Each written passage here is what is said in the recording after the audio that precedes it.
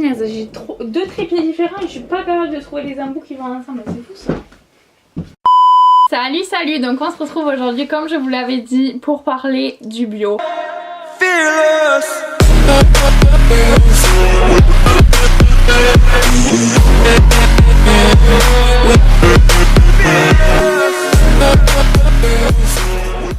Désolée, j'étais absente pendant super longtemps, je sais que j'avais dit ah oui je m'y tiendrai et tout, oui chapeau, impossible quand je me commence à travailler à la Biocoop et que j'ai les cours à côté et qu'il y a eu les fêtes de Noël et tout, franchement comment dire que ma motivation à faire quoi que ce soit sur YouTube elle était ici. Donc voilà, le fait de travailler à la Biocoop ça m'a donné une idée de vidéo que j'ai pas trop vue sur YouTube.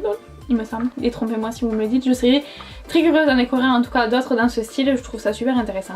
Donc ça serait en fait pour comparer un peu le bio de grande surface et le bio de Biocoop. Je prends Biocoop en particulier parce que pour ceux qui savent, j'y travaille assez fréquemment sous forme de contrat étudiant, on va dire ça comme ça. Et ça fait ça sous forme de contrat étudiant presque 1 an et demi.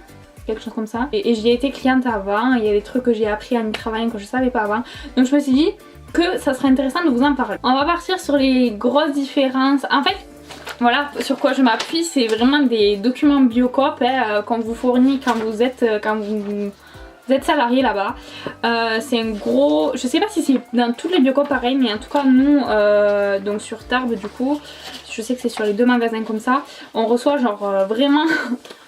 Vous le voyez pas trop mais c'est assez épais, genre il y a pas mal de pages à lire avant d'y aller pour pouvoir répondre justement aux clients qui ont des questions tout à fait légitimes comme ça, comme quoi, quelle est la différence en fait en fin de compte sur un bio de Biocoop et un bio qu'on trouve chez Leclerc ou Intermarché. Quelques exemples, donc aucun produit importé par avion, donc ça c'est pour évidemment limiter l'empreinte carbone. On prend des produits exclusivement en France, à part si c'est des produits qui n'existent pas en France. Les fruits de saison c'est obligatoire, d'ailleurs je sais pas si vous avez déjà vu, il y a parfois des employés qui se baladent dans les rayons avec un t-shirt c'est pas de rayon, c'est que c'est pas de saison ou un truc comme ça ou dans l'autre sens, je ne sais plus. Ils financent énormément aussi d'associations en parallèle. La lécithine de soja est interdite, les arômes sont obligatoirement naturels, tout ce qui est commerce équitable obligatoirement. On favorise tout ce qui est produits français, encore une fois pas que pour les fruits et légumes mais aussi pour les produits que vous trouvez en rayon. Et au-delà des produits simplement français, en général on travaille avec énormément de produits qui sont aux alentours. C'est pour ça que d'une Biocoop à une autre il y a des produits que vous n'allez pas retrouver en fait. Les produits un peu génériques que vous trouvez partout, donc ça dépend de la plateforme Biocoop, là où on peut récupérer aussi des fruits et légumes. Si par exemple l'agriculteur d'à côté chez qui on se fournit d'habitude des baies, il a eu un problème avec le gel ou quoi, il peut pas produire, on a toujours accès à la plateforme mais qui est donc là un second recours par rapport aux producteurs qui vont être juste à côté de chez nous. Après les producteurs et créateurs de produits avec qui on travaille en général ils sont mieux rémunérés que s'ils étaient rémunérés par une grande surface. La Biocoop elle donne aussi des chances à des produits nouveaux, c'est-à-dire une marque qui va démarrer mais qui est bio et qui rentre donc dans un cahier des charges, je reviendrai dessus, mais qui est plus strict que simplement le label AB qui est de la législation européenne. Il va lui donner sa chance et essayer les produits en rayon plutôt que de dire ah ben non on sait pas ce que ça donne donc on va pas essayer,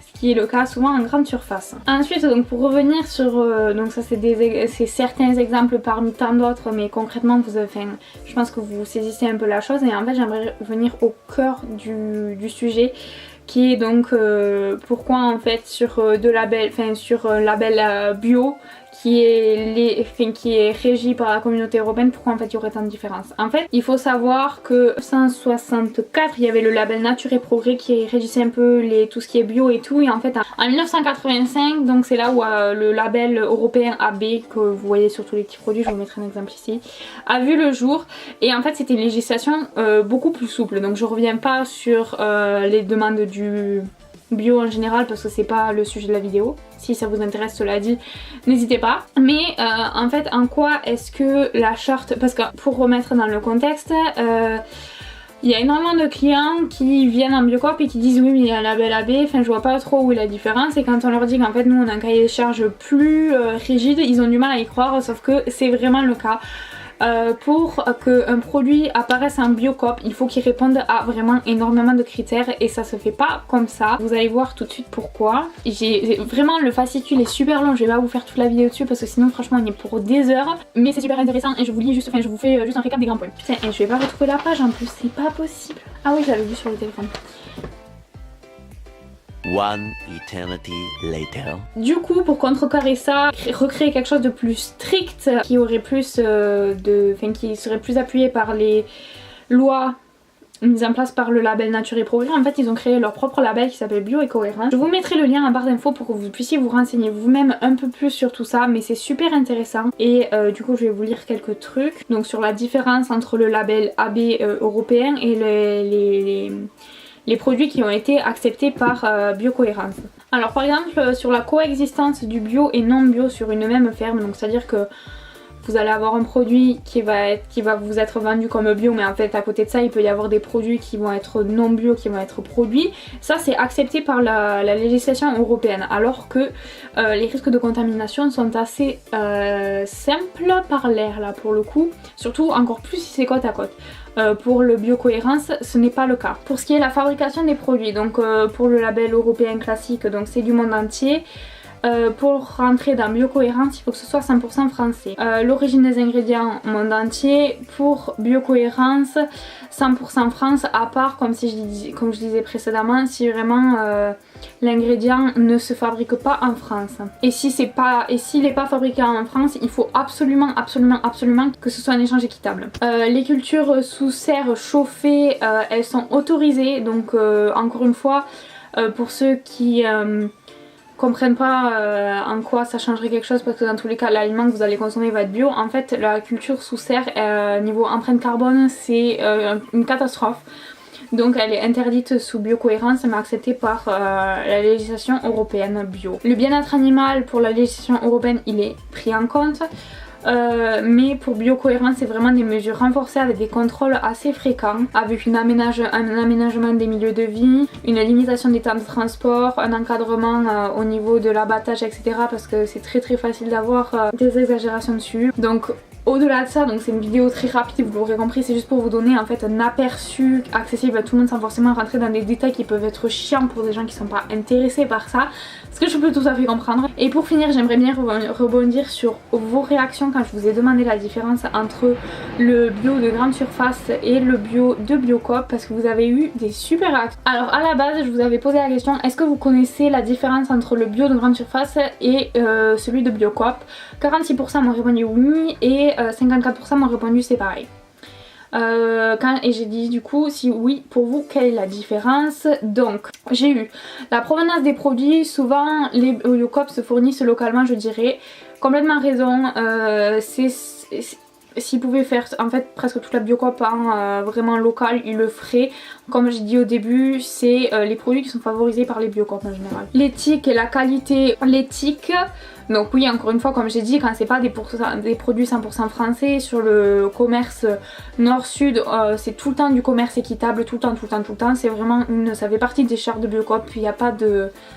Ça fait partie d'une des règles de Biocoop, il n'y a pas de contournement possible, contrairement au bio qu'on peut trouver en grande surface. La qualité, ça pour le coup je suis pas complètement d'accord. On peut trouver de la qualité aussi en grande surface, mais encore une fois, qu'est-ce qu'on entend par qualité? Je serais curieuse, enfin si vous voulez approfondir sur ce sujet en commentaire, je serais curieuse de vous le lire par rapport à la qualité. Commerce équitable, les producteurs sont payés comme il se doit, sont mieux traités. Alors ça, oui, 100%. En fait, il faut savoir que les producteurs travaillent vraiment en accord avec Biocoop. C'est quelque chose de... Ils travaillent en symbiose en fait, ils font vraiment partie, ils ont leur avis à donner sur les produits et sur comment c'est vendu, etc. Enfin bon bref, c'est vraiment un vrai partenariat dans lequel les producteurs ne sont pas... Enfin, on se fait pas de l'argent sur leur dos en fait, comme on peut faire en grande surface où concrètement en fait c'est très rare que les producteurs peuvent réellement vivre vivre correctement de ce qu'ils vendent, ce qui est très dommage. Donc c'est pour ça qu'on produit en grande production, etc. Enfin vous connaissez déjà ce cercle vicieux. D'ailleurs justement il y a des... Je sais pas si vous avez déjà fait gaffe, en Biocoop il y a des produits, la bio je peux, qui s'appelle donc la BJP, n'importe l'un ou l'autre, je sais pas sous quel sigle vous l'avez déjà entendu ou si vous l'avez vu de toute manière. Je vous mettrai un produit ici qui est très consommé, donc la purée d'amande que vous pouvez trouver, moi je l'avais trouvé super cher à Bio c'est bon et pas du tout cher en Biocoop. C'est tout simplement parce qu'en fait sur toute la chaîne, sauf au niveau du producteur, chacun a réduit sa marge en fait que ce soit un produit plus accessible pour le client. Et ça c'est fait sur de nombreux produits. Je sais qu'il y a le lait demi-écrémé aussi dessus. Prix, et oui, contrairement à ce que les gens pensent, en grande surface c'est plus cher. Ça j'ai pas fait gaffe. Je sais qu'il y a beaucoup au niveau... ça dépend toujours de ce qu'on prend. Mais au niveau des fruits et légumes par exemple... je trouve les prix assez classiques. Après sur un même produit, on va dire un produit bio, une galette avec des galettes qu'on va trouver par exemple de chez Soja, donc on trouve en Biocoop, je crois que la différence de prix elle est quasi inexistante, enfin c'est similaire. Sur des produits tout préparés évidemment c'est plus cher. Après ce que la Biocoop vous offre, que vous avez un peu plus en grande surface, mais c'est toujours pas trop ça, c'est les produits en vrac. Donc il y a énormément de choses que vous pouvez prendre en vrac, que ce soit du café, du thé, flocons d'avoine, épices, salade, vinaigre de cidre, huile de colza, vin, etc. Il y a de plus en plus de trucs accessibles, de la lessive aussi, et ça vous revient beaucoup moins cher que d'acheter avec les emballages, et c'est bien meilleur pour la planète. Biocoop c'est petit, donc plus cher et plus rare. Plus rare oui, comme je disais, vu qu'on travaille avec des producteurs locaux, c'est pas quelque chose que tu vas trouver partout dans toute la France. Plus cher, encore une fois, comme je disais, ça dépend de ce que tu prends. Par exemple, je sais que les produits Witty, Fabrichon, etc. c'est des produits plus chers, mais donc en fait en payant parfois plus cher, ben, il faut penser aussi à la personne derrière qui a créé le produit et qui va, grâce à vous, grâce à votre choix, parce que chaque petit choix va influencer en fait le futur de notre planète, qu'on le veuille ou non. Même ceux qui disent que c'est pas le cas, si c'est le cas, c'est vous qui allez prendre la décision de rémunérer donc plus le producteur en achetant ce produit plutôt qu'en allant l'acheter en grande surface. Donc je trouve que c'est un assez beau geste, à vous de voir. Après je sais que c'est pas à la portée de tout le monde malheureusement, mais vous n'êtes pas obligé de faire toutes vos courses en Biocoop. Je sais qu'il y en a beaucoup qui achètent par exemple seulement les fruits et légumes, ce qui est vraiment déjà génial, parce que de une, souvent les produits en grande surface, les fruits et légumes bio sont dans des sacs plastiques, ce que je trouve franchement affolant. En Biocoop vous n'avez pas du tout de poche plastique qui est vendue, il n'y a pas de bouteille d'eau en plastique qui est vendue non plus, donc voilà, on limite au maximum les emballages. J'ai trouvé super intéressant d'échanger avec vous sur ça. Donc du coup si vous avez plus de questions, n'hésitez pas à me les poser en commentaire, ou même si vous avez des choses à rajouter ou vous n'êtes pas d'accord avec moi ou que vous n'avez pas trop compris. J'aimerais beaucoup savoir. Je suis un peu rouillée là, donc je regarde un peu dans le retour, j'espère que ça sera pas trop désagréable pour vous. Voilà, j'espère que la vidéo vous a plu. N'hésitez pas à liker si c'est le cas, ça compte beaucoup pour moi. Et à vous abonner pour voir la suite du coup. Et on se retrouve très bientôt pour une nouvelle vidéo. Ciao!